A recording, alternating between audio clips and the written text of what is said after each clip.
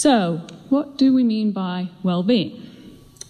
Health, happiness, a sense of achievement and contentment, a state of mind and body where people can thrive.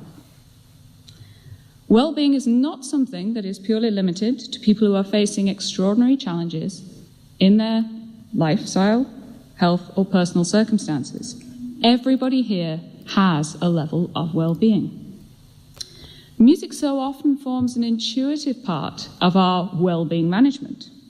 Music to pick us up, music to calm us down, music to heal our sorrows.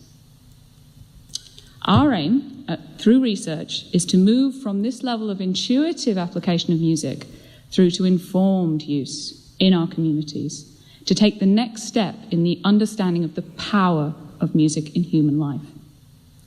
Music already works for us on so many levels, whether it's soothing and teaching our infants, bringing people and communities together, adding spirit to our work and personal endeavours. But there is no reason to stop here.